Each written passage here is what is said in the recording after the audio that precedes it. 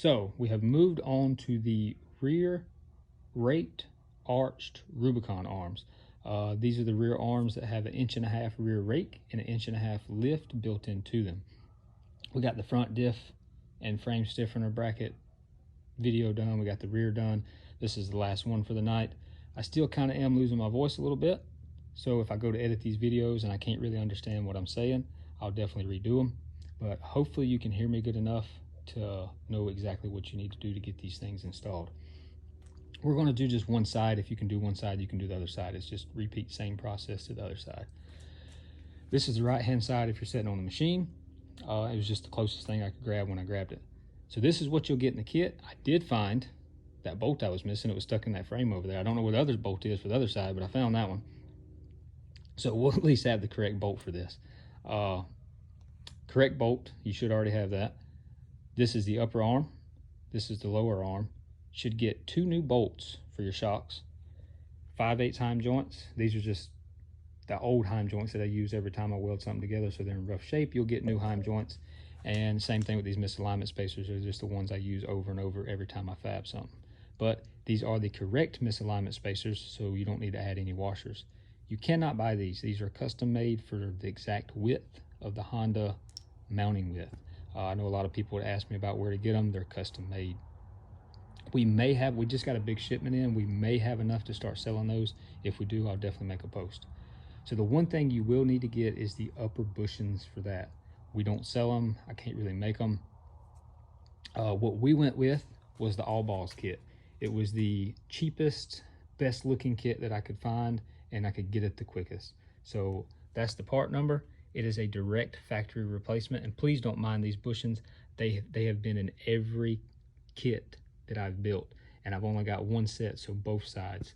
So they've been in and out multiple times, and they've been welded up against and everything else, so they're starting to burn and stuff like that. So don't mind these. This is the part number we ordered, and as you can see, it's pretty much a direct replacement for all IRS models of the new body style. If you want to find a different kit, if you can get something cheaper, by all means go for it. That's just what we use, and that's what we built around. That same part number is posted on the website when you go to order the arms, but if you missed it, there it is. So let me jump over there. We'll set the camera up. Once again, I'll try to stay out of the footage as much as possible, and hopefully we'll be able to catch enough you'll be able to see exactly what you need to do. The one thing I will go over, and I'll go over this multiple times because I've been asked a lot, is how to set the heim joints. 5 to 6 threads showing past the jam nut. And what I mean by that is, if it'll focus, is jam nut, 5 to 6 threads coming back up towards the top showing. So if this, there we go, zoomed a little better there. So jam nut, count 5 to 6 threads. And the reason I say 5 to 6 is you can see this little piece here. It's not really a thread. It's kind of flat. Some people count that, some people don't. I don't count that one as a thread. But if you do count it as a thread, 6 threads. If you don't, 5 threads. And that should get you close enough. You'll be able to just, if you set that 5 to 6 threads, it should be close enough you can put it on and roll. All my kits are done like that. It don't matter. If I use a heim joint, 5 to 6 threads showing. So front, rear, don't matter. 5 to 6, you're set. So let me jump over here, set the camera up. I need to grab the axle and the hub and everything, get set up, and we'll throw this rear set on real fast. So one thing I did forget is we need to press these bushings into the upper arms. Now I've got this press here to do it. I know they make all sorts of type of ball joint type tools with little things you can press stuff together with. Whatever you got, however you can do it. I do not recommend using a hammer to do these. You can if you want, but some sort of a way to press it is 10 times easier. Now, if you got a little bit of penetrating oil or something, you can kind of spray on these bushings. It definitely helps them slide in a little better. I know I've got some PB Blast floating around here, but I don't have it, and I'm dog tired. I've been up forever, and I'm just ready to pass out. So we're just going to press these things in there, go in there, put this kit on, so I can go inside and edit these videos.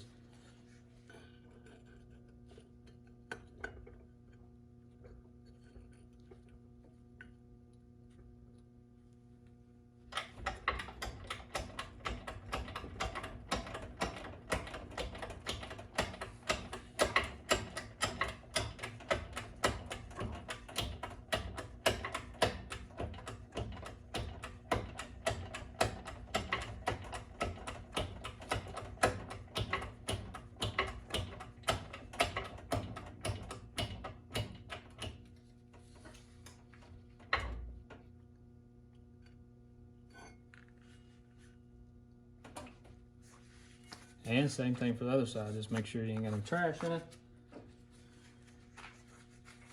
Make sure everything's cleaned off.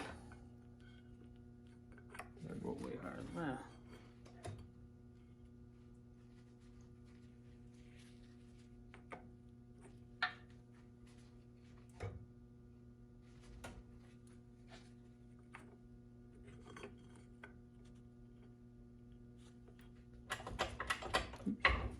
Make sure you start it kind of straight. Don't try to start it crooked. If you start it crooked, it's kind of hard to get back going straight.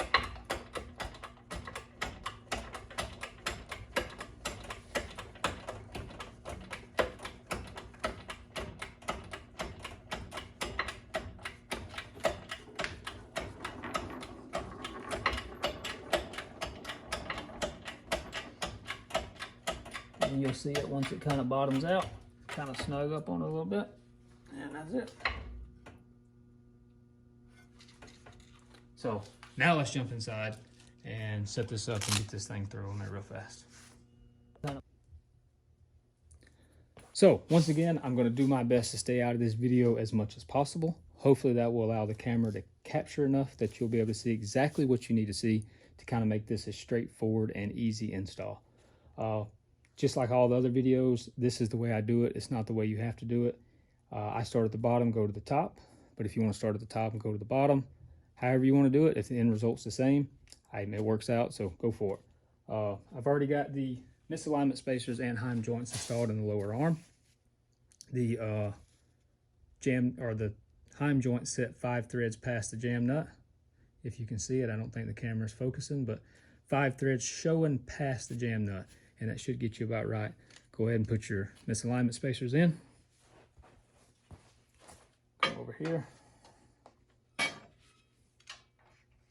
Get one side started, doesn't matter which side started. Get one side just kind of halfway going the direction you want it to go. Come over here. Put your other side in if I can find a bolt.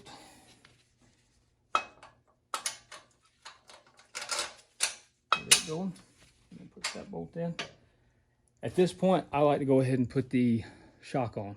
And the reason I like to do that is I like to put this bolt in from the back side. It's the way I do it. It's not the way you have to do it.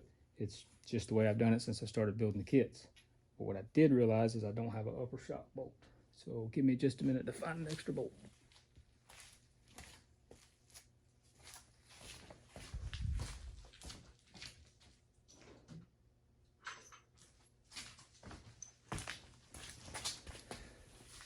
So this bolt's probably too long, but it will work.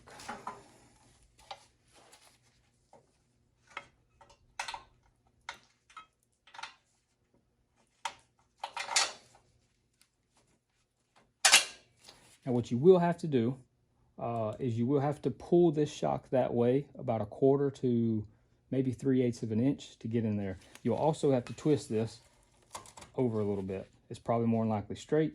You'll have to twist it to kind of line up. So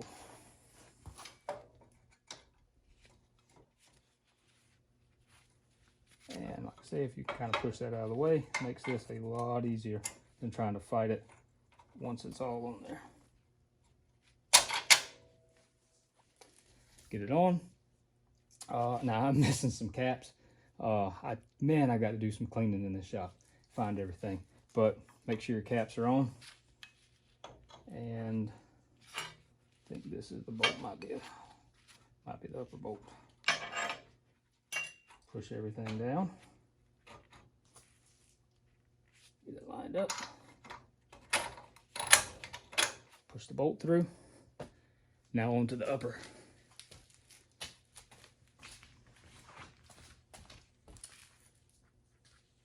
Now your upper arm will have this pin that goes through these bushings. So you got to push it through, all the way through. So you got to push it all the way through till it sticks out just a hair on each side. And then I believe I am short one of these long bolts. Let me look again. We'll grab some all thread if needed. Stick it in. Get your upper bolt.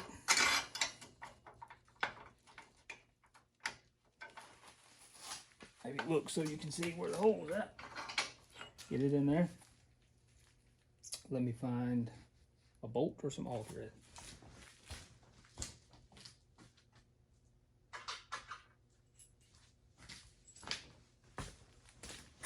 You would think a guy prepared to do install videos would make sure he had all his nuts and bolts first, but at 11 o'clock at night, it's the last thing I was thinking of. So once again, make sure you got your caps on both sides. I'm missing a cap, but it's good enough for this. Just make sure you got one for each side. Push it down. Oh. Pick it up so it's somewhat level.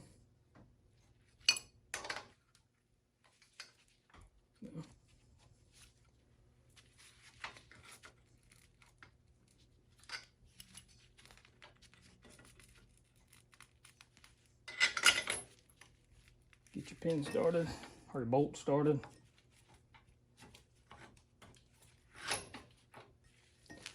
Go to the other side. Push it all the way through. Put a nut on it, tighten it up. And I don't think that's the correct bolt, but you get the idea. That's it. One side's done. Repeat the process. Other side, you got it. Like I've posted about, this is a 1.5 lift and an 1.5 rear rake built into these arms. These shocks do run 3 degrees further out towards the wheel than what the stock ran. From what I can gather in the test that we've done on it, it doesn't really affect it a whole lot. It's not a ton, but it is a little bit, and there's no way to really get around it to make everything clear. So it's on the way to kind of get the clearance from the arch bar. That's pretty much it. I'm out of breath. I'm about to die for the day. I'm gonna run in and do my best to get these videos edited and get them posted. I may just go ahead and try to get them done tonight and post them tomorrow. But if you've been waiting on this video, hopefully no later than tomorrow, I'll be able to send you a link to this. So that's gonna do it for tonight. Until next time, hopefully we can pick up on that gear reduction stuff, and we'll have some more videos for tomorrow. Until next time. I also did forget to mention, if you have any questions that this video didn't answer, or if the video did not capture something you want to see, send us a message. Give us a couple days. If we don't get back to you, normally within 24 hours, go ahead and send us another message. Just because we get so many, sometimes some get overlooked. We'll get back to you. We can send you pictures or try to walk you through whatever needs to be walked through. I know a lot of people's asked because they've seen the pictures, and I have posted it. This is the current design for the Rubicon tow hook. This is just a template. It will be done out of some 3/16 plate. Probably going to change the design one more time, but we'll post that once we actually get it ready. So my mouth's dry. I'm getting dehydrated, about to pass out. That's going to do it for this one. So until next time.